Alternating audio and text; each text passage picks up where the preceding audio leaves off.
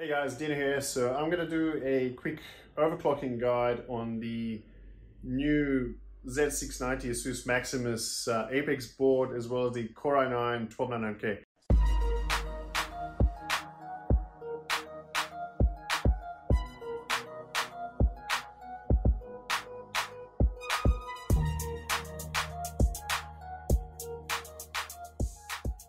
I want to do two things. So I'm doing this for selfish reasons. I'm finally upgrading my PC, and because Alder Lake or 12th gen Intel architecture is amazing. I love the P cores and E cores. The performance is incredible. I do create content, and for that reason alone, and also I love gaming, I've decided to just do some overclocking and show you the guide that I've gone through and why I've stuck with the settings that I have. So I'm going to do two things. I'm going to do a 5.5 gigahertz overclock. So it'll be for gaming and things like that. It'll run at 5.5. At multi-threaded workload, will run at 5.2. And then I'm going to go drop 300 megahertz. So keep it like as if it's stock. But I'm going to do something new. I'm going to undervolt the CPU so I can show you how cool this CPU can run under load with multi-threaded workload. And you'll be surprised how much of a temperature saving you can get. You could get a lot out of your rig by overclocking or undervolting potentially, or whatever it may be, by just doing a few tricks. And I know a few of the guys will probably end up covering this, but anyway, here's my take on it. So check it out. Okay, let's go through some BIOS settings for a quick overclocking guide. So I'm going to show you where I ended up at, and then I'm going to give you a few variables you can play with so you can reach some good overclocks yourselves. So this is the new Asus motherboard, the Asus Maximus Z690 Apex. I'm using the 12900K Intel Core i9. I don't know what memory it is, but it's like a 4800 kit of DDR5, nothing special. So what I've done is I've basically gone to a manual overclock. I've set the DRAM frequency to what the kit is rated for. I've also done a slightly different overclock. So in the past, I used to limit the frequency of CPU to a specific limit, and so essentially every core would be operating at the same frequency. This time around I'm not going to do that. I'm doing something a little different because this new hybrid architecture, I think you can get more out of it and more performance out of it essentially by overclocking it in this manner. So let me explain what I've done here. So basically I've gone for bi-core usage, so rather than single cores, right? And then what I've done is I've limited the first usage of the first 6 cores. So if a load starts and uses up to about 6 cores, I want it to run at about 5.5 gigahertz. That's right. Like, I'm not doing the typical Intel turbo overclock where 1 core or 2 cores will be spiking up to a high frequency, and by stock setup at Intel is about 5.2 for the first 2 cores, by the way. So we're going way beyond that.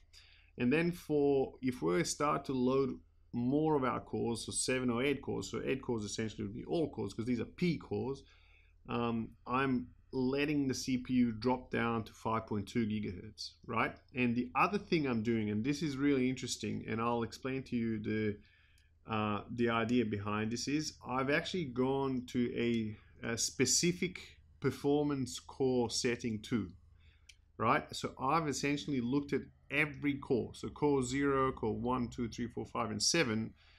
I've set a specific multiplier limit based on the quality of the core itself. And you're probably like, whoa, how did you figure out which core is more overclockable than the other? So Asus has done an amazing thing in their BIOS, and I have to show you this. This is so cool. So in this feature here, AI features, they've essentially given you a rating for your P cores and your E cores, and they've also given you a VID. A VID is basically an indication in terms of what voltage this CPU uses for a specific set frequency. The lower this VID is, the better, or the higher the likelihood that your CPU will overclock better. What it also shows here, and this is the cool part, is basically if you look at, and I'm going to move the mouse to show you, so core 0 VID is at 1.289, and then as you keep going down, you see some cores are like core 2 is at 1.334, and then blah, blah, blah, blah, right? So basically what this means is the core 0 and 1, for example, 1.289, and as well as core 7 are potentially your best 3 cores on this CPU. The worst cores on this CPU in terms of overclocking potential will be core 6, 1.329, and core 2, which is the worst core at 1.334. So what Asus BIOS also does is it actually gives you a ranking of the cores that you've got. So essentially when you go into that setting, so for a per core setting of multiplier, you should be setting a higher multiplier for core 0, 1, 7, 3, 4, and 5. And then you should be, essentially what I'm going to be doing is setting a lower multiplier for the worst potential clocking cores, the core 6 and core 2, right? So there's also some other really cool information here, but this is a super cool feature. So let's exit this and let's go back to that per core setting so you can understand what I've then gone and done. So let's go to specific performance core.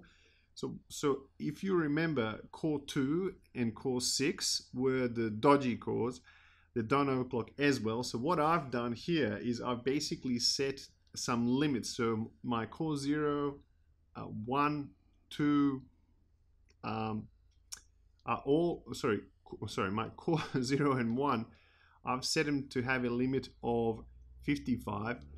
I've dropped the limit of core 2 to 54. So meaning if you're in an operating system and under some sort of a load that's not full load, right, all 8 cores, but let's say like 4 cores are loading up and the operating system is picking which cores to use, core 2 and core 6 will be running at 5.4 gigahertz at most, while core 1, 0, 3, 4, 5 are going to be able to boost to 5.5 gigahertz, and core 7 will also boost to 5 gigahertz. If I wanted to be even more cheeky, core 7, core 0, and core 1 had the highest potential for overclocking. I could potentially try and tweak them to also maybe 2 of these cores out of the 3 best cores. I could maybe even select 56 ratio as well as then go here and for up to 2 cores select 56, and I could probably still pass depending on the voltage. But let's just leave the settings as they are now. I just wanted to give you an understanding of what I've done. Now in terms of efficient cores, I haven't bothered to do the same things. With efficient cores, I've just set them to 40. They normally go to about 37 under full load. So we are overclocking them essentially by 300 megahertz from stock, right? And anyway, so let's keep going down here. In RAM timings, as you can see, I've gone to a memory presets tab on Asus. They are very handy. And I've gone and loaded a profile for my memory. So the Micron kit that I have is actually a 4800 kit, but this 5400 profile for 2 sticks running 16 gig of RAM, single rank is what I need. I could have also loaded the 5200 profile, but anyway, I've loaded the 5400 profile, and then I've also basically gone and set that memory frequency further up that I showed you. The other variable that you should remember and play with is this one, and this is the trick here.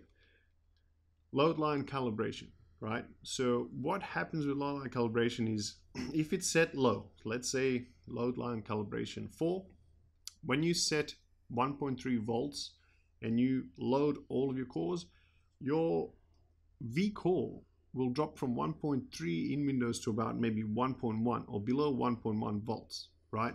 So and if you want that all core load voltage to be higher, you basically keep increasing the load line calibration. So setting 1.3 with load line calibration level 5, maybe 1.15 underload. 6, maybe 1.19 underload. I'm going to go back to voltage. Well, I'm going to go down to voltage to show you that. Oh, by the way, I've set cache or uncore to 43. That's good enough. So with voltage, I've set it to manual mode. I've set it to 1.3. Now that I know this is stable for me, if I wanted to drop my frequency of CPU by 100 megahertz, I can also drop the voltage by 0.05, and I will demonstrate this later. Anyway, let's continue. So I've set vCore, okay, and then these were preset by the memory profile that I've selected in BIOS. If I go to advanced here, again, these two, or all of these voltages here were preset by Asus when they were doing their pre-testing for this particular profile. I'm just going to leave them as they are, okay? That's all I've set there. That's all you need to know. Now, there are some other settings that we could potentially go and change, which I'm not going to now, but if you were wanting to play with, say, power management, disable turbo, lock frequency and stuff like that, this is where those options are, okay, in C states, etc. Okay, but we're not going to touch any of that. So we are essentially just changing things in the tweaker section, and then basically we're going to go to Windows and test it. Great. So we're in Windows now. So let's do some tests to make sure that this is stable. So what you could do is download a few applications. I would suggest just initially until you understand. One of those applications is CPU-Z. Now CPU-Z will allow you to see CPU frequencies for P cores and E cores. It will also let you see voltage. Now generally some of these things may not always be accurate, but the frequency is generally accurate if you have the latest version. So as you can see, we're going to be running mostly at 5.5 gigahertz. If I right click on it, it will give me the full core frequency of all cores. Remember how we talked about core 2 being the bad core and us limiting to 5.4? Well, there you go. See, it's limited to 5.4. Same as core 6, right? This core will not exceed 5.4 gigahertz because we've limited it in BIOS. And that's the trick to getting things to run at its absolute max frequency. We're getting the most out of this system without limiting it to our worst core, which is what would normally happen. The other applications you can download and use is, you don't have to download this Benchmate. I use this for benchmarking, but this HW info will give you some information on temperature and a bunch of other settings. Now, I don't know how accurate they really are yet, but I'm using the temperature readouts and I'm not sure which one is accurate here. But let's do some heavy workload. And I think the heaviest workload you can probably have on a system would be this Cinebench R23. And I'm talking real world workload where we're talking about rendering scenes and using computers for actual applications themselves. And rather than a synthetic like Prime 95 and things like that. So it would be usually very unusual to be able to have that type of load and to be so heavy and sustained. But anyway, so we're going to be running this. Keep an eye on the temperatures on the right. They're going to update. Obviously, the cores are now being heavily utilized by the benchmark, but you will see that this will probably be loading around 80 degrees. And considering we're an extremely high clock, 5.2 all-core from stock at 4.9. So we've increased all-core frequency by 300 megahertz on both E cores and P cores. So that's quite a significant increase. So obviously, you'd expect the heat to increase, but it won't, because we've been playing with the V core, or the voltage. And let's see what the temperatures did. So the temperature spiked to about 70 degrees. It should be higher than that. So let's run this a couple more times. And nothing wrong with this. In fact, what you could do, if you're super worried about stability and you want to make sure that your system is going to stay running properly, is you could go to a minimum test duration here, drop down box, and you can select like 30 minutes to run a stability test for continuous load of 30 minutes of Cinebench R23. Honestly, if that passes, generally you should be pretty safe at any workload. But anyway, so let's do this one again and see where the temperatures end up being at.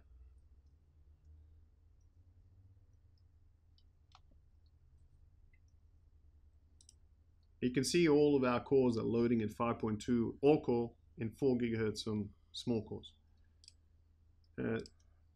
So the temperatures were okay. It hasn't gone past 70 degrees. That's surprising. I thought it would be a little bit higher than that. A lot of reviewers were complaining that they were seeing 100 degrees and stuff. I do have a custom water cool setup here, so obviously it will have really good cooling capacity, but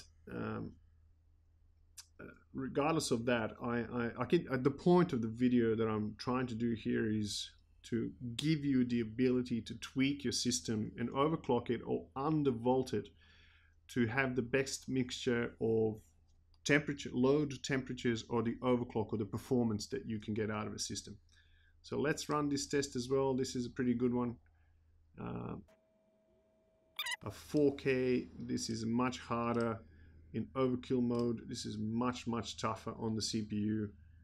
So let's see where the temperatures end up being. So keep an eye on the HW Info 64 on the right with CPU temperatures, and let's see where they end up going.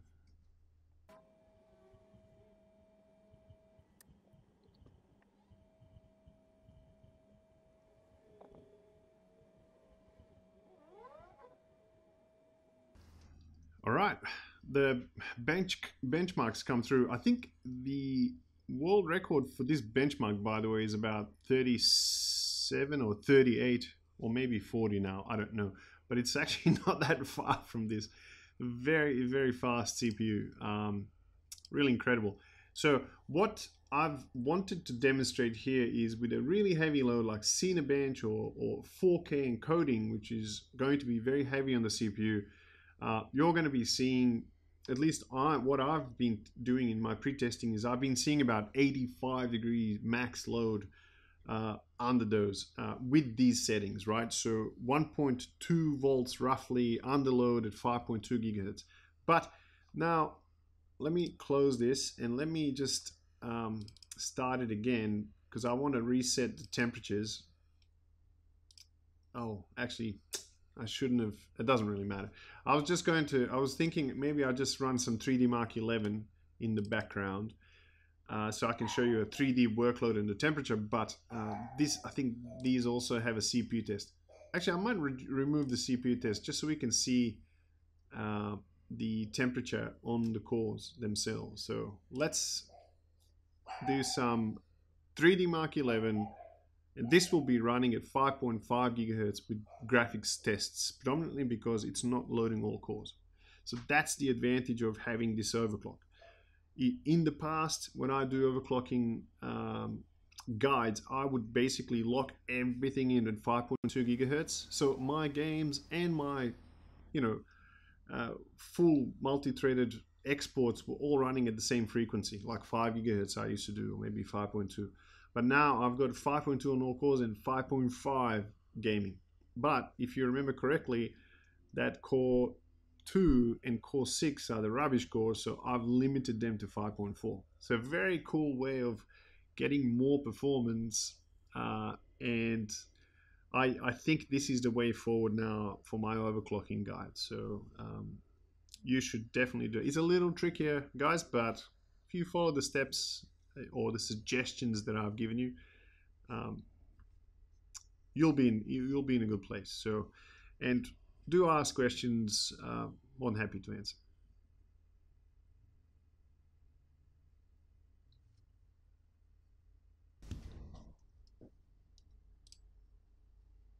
All right, so there we go. So the graphics tests were done. My maximum load was about 60 degrees here. So basically, when you're playing games and stuff, your CPU is not going to be loading more than about 60, even at 5.5 gigahertz, very heavily overclocked system. Well, at least on this particular CPU. Obviously, that's going to depend on your cooler's capacity, on your voltage set, etc., etc. But I guess what I'm trying to say is, under really heavy multi-threaded load, obviously much higher temperature than during gaming.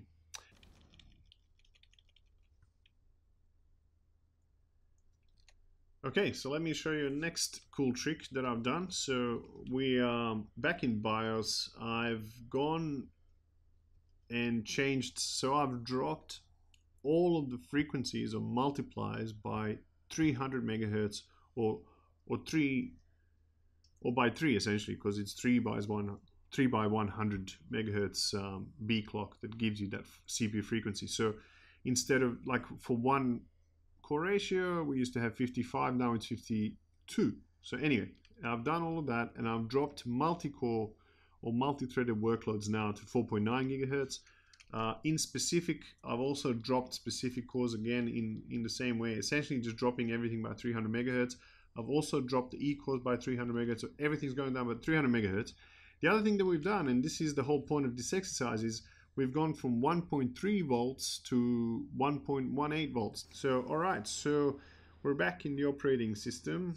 All right, so let's do some overclocking, and let's have a look at these temperatures.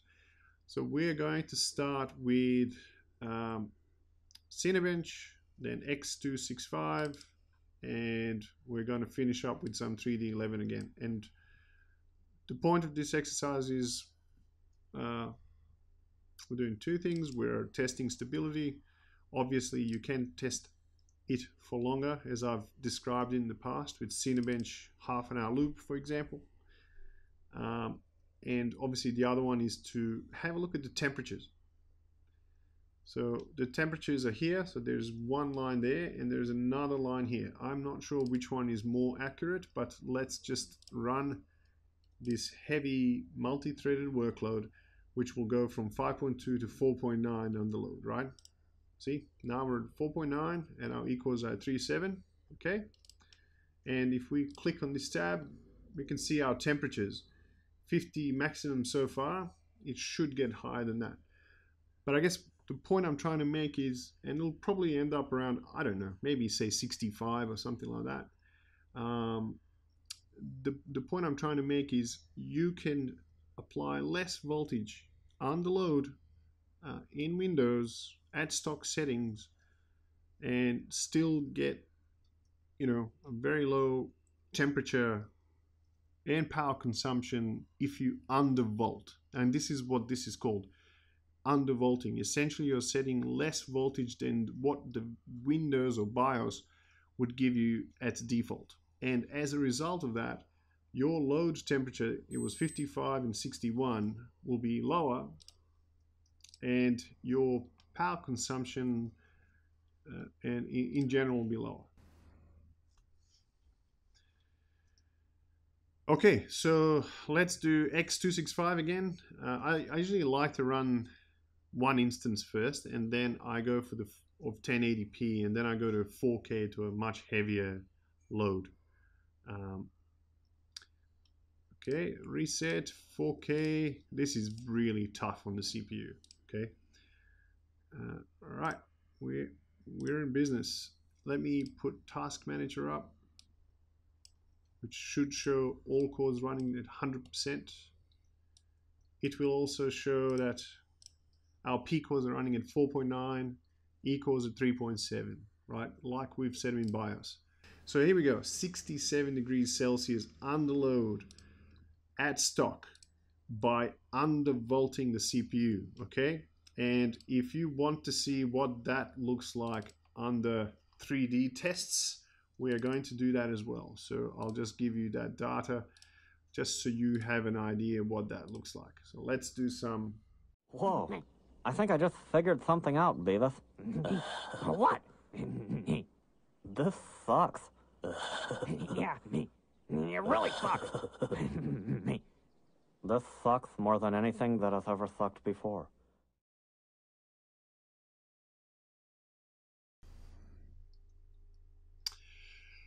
Okay, so we've had our 3D finish as well. As you can see, our load temperatures are 55, 59, so I don't know which one's correct, but... All right, so there you go. We've overclocked the PC. We've done two things, right? So we've done the 5.5 gigahertz overclock. We've also done the 5.2 gigahertz overclock, and then obviously the multi-threaded workload was 300 megahertz higher for each overclock. And we've also, what we've done is we've undervolted the stock or the 5.2 and 4.9 setup, and we've seen low temperatures in high 60 Celsius, which is pretty incredible. You have to argue, right? So there are benefits to overclocking and potentially even undervolting. So using these tricks can improve your experience, lower your power consumption, lower your temperature as well. And if you do have the, awesome AIO cooler or custom water cooling loop, why not take advantage of the cooling capacity and have an amazing gaming and video editing, content creating PC, whatever that may be. So anyway, thank you guys, and let me know how you go in comments below.